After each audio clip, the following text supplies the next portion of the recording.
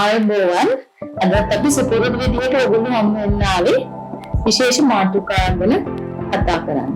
ඉතින් ඔයගොල්ලෝ ගොඩ දෙනෙක් දන්නවා නවවරු රෝගය කියලා සීක්‍රේ ව්‍යාප්ත වෙන ගැටලුවක් ලංකාවේ තියෙනවා.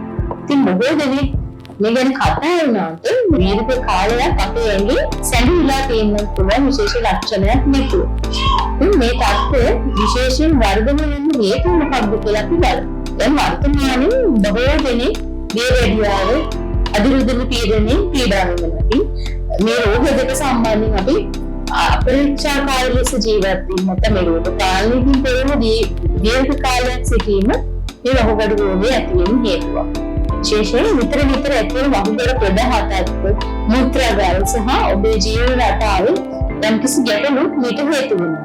ප්‍රවේශම සාධකයක් තියෙනවා. නමුත් ඊට වඩා ලංකාවේ මේ ඉහත සඳහන් කාරණා තමයි හේතුව.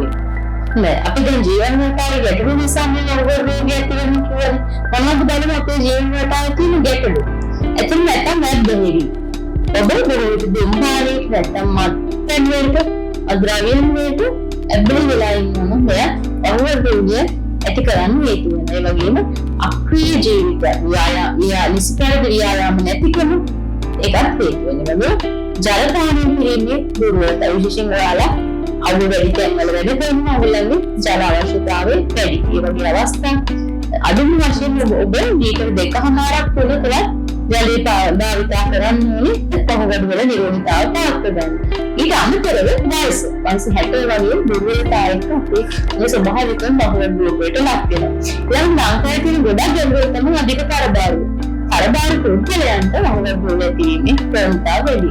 ඒ වගේම ඔයගොල්ලන්ගේ එදිනදා ජීවිතයේ ඇති වෙන වේදනා, ඒ වගේම සංනිරෝධ නිසා ඇති වෙන ගැටලු නිසා යම්කිසි වෛද්‍ය නිර්දේශකින් තොරව දීර්ඝ කාලයක් භාවිතා කරන නැත්නම් ඖෂධ විශේෂයෙන් වේදනානාශක වර්ග සහ විවිධ රෝගවලදී ඔයගොල්ලෝ ගන්න ප්‍රතිජීවක ඖෂධ විතර නිරන්තර භාවිතයේ වහුගඩු දුර්වල වීමට හේතු වෙනවා.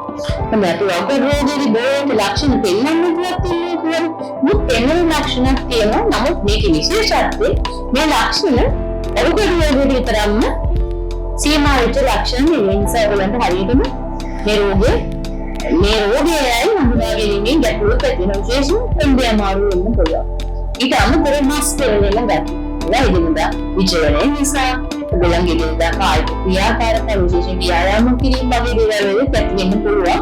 නමුත් මස් පෙරලෙන ගතිය වලින් පතුන්වල වලඩු කරේ ඉදිමෙන ස්වභාවයක් තියෙන පුළුවන්. දේවල් වලට මූණේ ඇස් වටා ඉදිමීමක් තියෙන්න පුළුවන්. ආහාර අරුචිය පිත්ත ගතිය ආහාර අරුචිය වගේ ලක්ෂණ තියෙන්න පුළුවන්. වමනය ඒකම සමහරවිට වමනයේ ලක්ෂණ තියෙන්න පුළුවන්. සමහර මූත්‍ර ධර්මාවක් වෙනස් වෙන්න පුළුවන්. මොනදී මූත්‍ර ප්‍රමාණය වැඩි වෙන්න පුළුවන්. කල්ගත වෙන මූත්‍ර පෙරීම අඩු වෙන්න පුළුවන්. සමහර වෙලාවට මූත්‍ර කරනම පෙරපෙන වගේ තියෙනවා.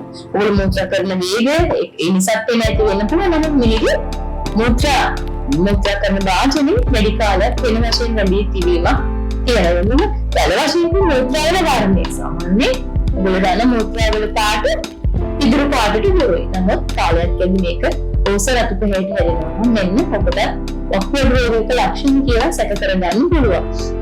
ඒකට අමතරව හැම වෙනස්කම් හැම කසන්න පුළුවන්, දියලි වෙන්න පුළුවන්. ඒ වගේ ලක්ෂණ තියෙනවා.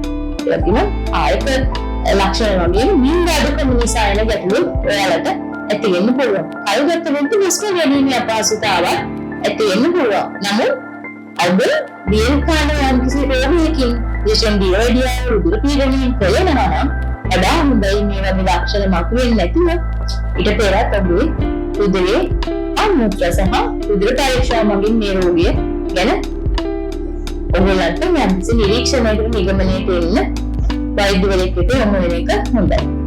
ඉතින් අපිට ප්‍රවේශ සාධක නම් කවදාවත් පාලනය කරන්න අපහසුයි. නමුත් ඔයගොල්ලන්ට පරිස්සම් වෙන්න පුළුවන්. මේ ප්‍රමාණවත් අධිවතුර බොන්නෝනේ ඊට අමතරව දියවැඩියාව අදිරිදිර තීරණ තත්ත්ව ඇති වෙනින් හොඳ සමබල ආහාර වේලක් ගන්න ඕනේ. ඒ වගේම හොඳ ව්‍යායාමයන් ඔයගොල්ලන්ගේ ශරීරයට වයසට කෙලපෙන ව්‍යායාමයන් වල යෙදෙන්න ඕනේ. ඊට අමතරව මානසික සුවතාවත් බලපාන. ඔයගොල්ලෝ නිතර ආපතියෙන් ඉන්නවා නම් ඔබ මොන වෙනස රසායනික වෙනස්කම් වක්‍රාකාරයේ මේ රෝගයට බැඳෙනවා. එනම් භාවනාව ඇවිදීම, සමාජ ආශ්‍රය වගේ මානසික ආතතිය දුරු කරන දේවල් වලට ඔයාලා අනිවාර්යෙන් හුරු වෙන්න වෙනවා. ඒක අමතරව මධ්‍යසාර භාවිතය, දුම්පාලය වගේ ගැටලු තියෙනවා නම් ඔයාලට ඒ වගේ අත්මිදෙන්න පසුබිම සකස් කරගන්න වෙනවා. ඒ වගේම උසිත ශාරීරික බර නම් අනිවාර්යෙන් ව්‍යායාම මේ සාධිත දුර යොමු වෙන්න. අපි කියවන හොඳ නරක ආහාර තියෙනවා කියලා. හොඳයි අපි බලමු. ඔයගොල්ලන් මොනවද ගන්න හොඳ නැතිව. විනාකිරි බහුල ආහාර, ශනික ආහාර, විශේෂයෙන් රසකාරක යොදපු ආහාර, ලවණ වැඩි, ලුණු ගතිය වැඩි, ඔබ දන්න බයිට්ස් වර්ග මොරුක්ක, රසකාරක ඔයගොල්ලෝ දෙන්නා පාවිච්චි කරන ඒවා, වගේම සෝඩා මිශ්‍ර ආහාර භාවිතය නවත්තන්නේ. ඒ වගේම අපි බලමු මොනවද පිට කරන්නේ. වකුගඩු රෝගීන්ට විශේෂයෙන් කියලා අනේ අතට කන්න දෙයක් නැහැ කියලා මොනවද හොඳ. හොඳයි ඔයගොල්ලන්ට විශේෂයෙන් පොටෑසියම් අඩු ආහාර පුරදන් වෙනවා මේ අවස්ථාවේ. මොනවද මේ පොටෑසියම් අඩු ආහාර? රාගු, බෝංචි, කැරට්, වැටකොළු, හතෝල, කොමියඩු, කැකිලි මේ වගේ දේවල් ගොඩාක් හිත කරන්නේ. ඒ වගේම මොනවද එතකොට පොටෑසියම් වැඩි ආහාර කියලා පොදුවේ හයි. තක්කලි, මුරුංගා, බණ්ඩක්කා විශේෂයෙන් වැඩි පොටෑසියම් වැඩි මේ පලා වර්ග වල විශේෂයෙන් අන්තර්ගත වෙන නිවිති ඒ වගේම අල වර්ග බතුල වර්ගත් අපි වැඩි අනුමත කරන්නේ නැහැ මේ වෙලාවේ.